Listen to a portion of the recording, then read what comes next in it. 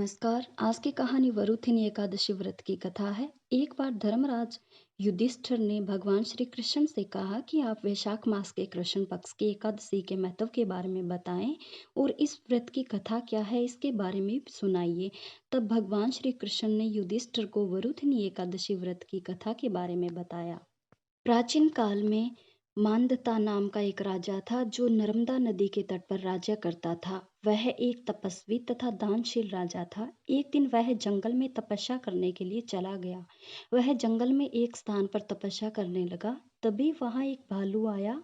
वह राजा मांदता के पैर को चबाने लगा, लेकिन राजा तपस्या में लीन रहा। भालू राजा को घसीटने लगा और जंगल के अंदर लेकर चला गया। भालू के इस व्यवहार से राजा बहुत डर गया था। उसने मन ही मन भगवान विष्णु से रक्षा की प्रार्थना की। भक्त की पुकार सुनकर भगवान विष्णु वहां प्रकट हुए और भालू को मारकर राजा के प्राण बचाए। भालू ने राजा का पैर खा लिया था। इससे राजा बहुत दुखी था। तब भगवान विष्णु ने उससे कहा कि तुम दुखी मत हो, इसका एक उपाय है। तुम मथुरा में वरुथिनी एकादशी का व्रत करो। वहां पर मेरी वराह अवतार मूर्ति की आराधना करो। इस व्रत के प्रभाव से तुम ठीक हो जाओगे। तुम्हारे पुराने जन्म के पाप कर्म के कारण ही भालू ने तुम्हारा पैर खा लिया। तुम बताए गए उपाय को करो।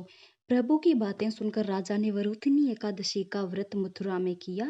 वहां पर उसने वराह अवतार मूर्ति की विधि विधान से पूजा की, फलाहार करते हुए व्रत किया। वरुथिनी एकादशी व्रत के प्रभाव से राजा फिर से सुंदर शरीर वाला हो गया। मृत्यु के पश्चात उसे स्वर्ग की प्राप्ति हुई। इस प्रकार से जो भी वरुथिनी एकादशी व्रत रखता है उसके पाप नष्ट हो जाते हैं और उसे मोक्ष मिलता है। अगर आपको मेरी कहानियाँ पसंद आए तो प्लीज़ मेरे चैनल को ज़रूर सब्सक्राइब कीजिएगा। धन्यवाद।